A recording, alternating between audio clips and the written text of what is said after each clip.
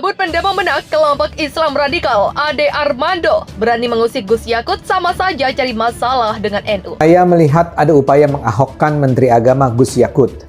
Kalau dulu Ahok difitnah sebagai penghina agama, dijungkalkan dari posisi gubernur dan masuk penjara, sekarang Gus Yakut pun kurang lebih begitu. Dia difitnah sebagai penoda agama, berusaha digulingkan dari posisinya sebagai menteri, dan bahkan juga berusaha dimasukkan ke penjara. Serangan terhadap Gus Yakut jelas dilakukan secara terorkestrasi. Mulai ada gerakan bersama dari organisasi yang menamakan diri Aksi Bela Islam, Alumni 212, Forum Betawi Rempuk, dan Lembaga Kerapatan Adat dan Alam Minangkabau. Namun saya percaya upaya itu akan gagal. Ada sejumlah alasan. Pertama, Gus Yakut mungkin dibenci, tapi dia tetaplah Muslim. Gus Yakut dibenci karena dia memang dikenal pluralis. Cara pandangan keagamaannya mirip dengan Gus Dur. Buat dia, agama itu seharusnya tidak mengkotak-kotakan manusia. Karena itu dia sejak awal menyatakan bahwa dia adalah menteri semua agama, bukan hanya Islam. Dia secara terbuka memberi dukungan kepada Syiah dan Ahmadiyah. Dia mengucapkan selamat hari raya kepada komunitas Bahai. Dia meminta semua kegiatan Kementerian Agama tidak hanya diawali dengan pembacaan ayat suci Al-Quran, melainkan semua agama yang diakui di Indonesia. Sikap semacam itu jelas-jelas membuat marah banyak kubu Islamis radikal.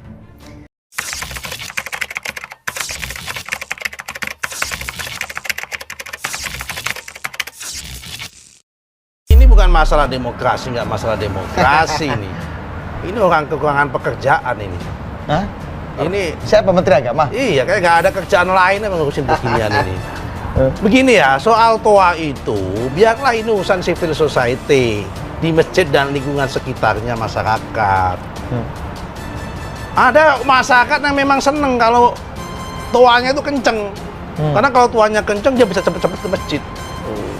Karena dia memang sengaja, wah karena kenceng saya terbangun subuh-subuh, saya bisa ke masjid, apalagi mau bulan puasa ini, saya bisa ke masjid begitu. Ada yang suka seperti itu, tapi memang juga ada masyarakat yang udah dong, jangan kenceng-kenceng dong. Gua udah sadar nih, udah tahu kalau jam segini gua harus berangkat ke masjid gitu loh. Nggak usah kenceng-kenceng, gua udah paham gitu loh. Jadi memang masyarakatnya memang beda-beda. Iya. Dalam konteks Negara kewarganegaraan nggak perlu mengatur harusnya. dalam seperti konteks ini. kewarganegaraan gimana Mas? Negara nggak perlu mengatur, biarkan masyarakat itu mengatur itu dengan sini kesepakatan pengurus masjid dengan warganya. Ini kalau masalah sektarian ya kita sama kita aja gitu. Iya, karena kesepakatan pengurus masjid dengan warganya Iya. saja. Kalau masalah itu sama halnya lah, ya kan kita nggak usah mengatur. Nanti kalau kemudian lama-lama kalau kemudian toa masjid diatur, lama-lama lonceng gereja pun diatur. Loncengnya nggak boleh bunyi kenceng-kenceng dan sebagainya lama-lama begitu. Udahlah ini biarkan urusan masyarakat ini, negara nggak usah ngurus ngatur-ngatur beginian. Masih lebih banyak urusan Kementerian Agama yang lebih konkret. Yang pertama pertanyaan saya, ini kan surat edaran, berarti kan hanya pemberitahuan kan. Jadi intinya di balik surat edaran ini adalah pembiasaan. Bagaimana kita merubah kebiasaan yang lama ke yang baru yang sesuai dengan surat edaran gitu kan ya. Tapi kalau menurut saya ya timbul pertanyaan, kalau untuk sholat subuh 10 menit gitu kan. Nah kalau 12 menit gimana, kena teguran gitu. Ya oleh karena itu menurut saya mungkin waktunya direntang ya 10 dan tertinggi 15 menit. Waktunya adalah 10 menit, tertinggi 15 menit gitu kan ya. Terus yang untuk salat zuhur, asar, maghrib, isya ya 5 menit dan tertinggi 10 menit. Nah, kalau gitu kan ada apa ya? Ada tempat di situ, ada ruang di situ apa kan untuk bukan bermanuver ya, untuk mengatur gitu kan. Nah, oleh karena itu kesan saya setelah baca 5 menit, 10 menit kaku sekali begitu ya. Tapi kalau ada buat rentangan ya, itu akan lebih bagus itu yang pertama. Yang kedua, ini masalah bunyi ya. Orang azan itu kan bunyi, orang baca Al-Quran itu bunyi, orang salat itu kan bunyi ya, knalpot mobil itu kan bunyi ya, lagu dangdut kan bunyi kan ya. Nah, oleh karena itu menurut saya yang perlu diatur juga, dan di dalam Isra Edarnya ada ini ya. Ya karena nampaknya sering sekali kita mendengar suara orang yang azan itu dan baca Al-Quran itu suaranya banyak yang sumbang, gitu. Sehingga nggak enak di telinga, atau tajudnya nggak benar, sehingga mengganggu pendengaran gitu kan. Tapi kalau Al-Quran itu dinyanyikan dengan suara yang merdu dan syahdu ya, meskipun mereka tidak ngerti ya, saya rasa dia tidak akan terganggu. Kayak saya ya, saya suka sekali lagu Cina ya, lagu-lagu Korea dan senang. Padahal saya tidak ngerti itu apa bahasa Cina dan bahasa Korea, tidak ngerti saya. Dan yang paling sering sekali saya dengar adalah lagu-lagu Sunda ya. Itu kalau saya dengar lagu-lagu Sunda itu ya saya bisa tertidur lelap saya gitu kan. Padahal saya nggak ngerti bahasa Sunda, saya kan orang Padang gitu kan ya. Oleh karena itu menurut saya yang perlu mendapat penekanan juga adalah ya masalah yang diatur di sini ya, supaya azannya yang enak lah didengar oleh telinga gitu kan.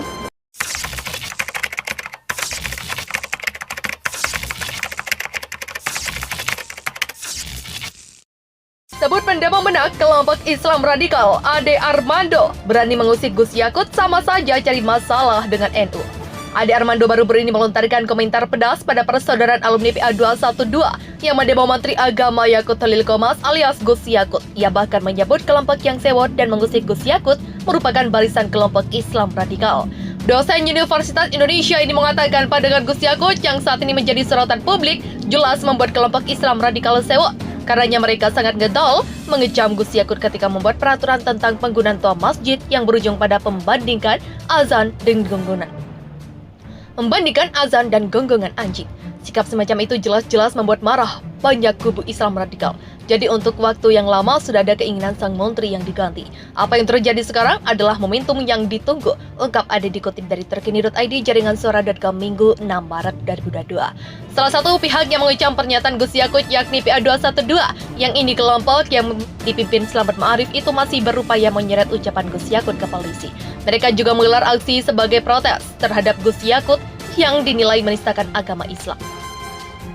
Meski demikian, Ade beranggapan siapapun yang berani mengusik Gus Yakut akan berurusan dengan orang-orang Nahdlatul Ulama. Kata dia, warga NU bakal mati-matian pasang badan untuk menak Yakut karena berbagai alasan. Berani mengusik Gus Yakut adalah sama saja mencari masalah dengan NU, tutur Ade. Menurut Ade Armando, sikap Menteri Agama saat ini sangat pluralis dan terbuka terhadap semua kelompok agama di Indonesia. Ia bahkan menyebut pandangan Gus Yakut sama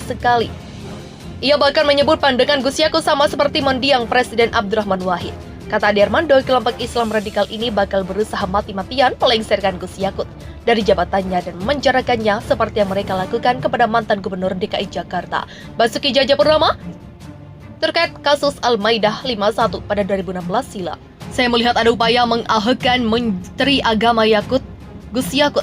Kalau dulu Ahok difitnah sebagai penghina agama, dijungkalkan dari posisi gubernur dan masuk penjara. Sekarang Gus Yakut pun kurang lebih begitu. Dia Gus Yakut difitnah sebagai penoda agama, berusaha digulingkan dari posisi sebagai menteri, dan bahkan juga berusaha dimasukkan ke penjara. Begitulah tuturnya. Meski demikian, Ade Armando yakin usaha kelompok Islam radikal membawa Gus Yakut ke ranah hukum bakal sia-sia. Meski dibenci beberapa kelompok, Gus Yakut justru dicintai banyak kelompok keagamaan lainnya. Saya percaya upaya itu akan gagal. Begitulah tutupnya.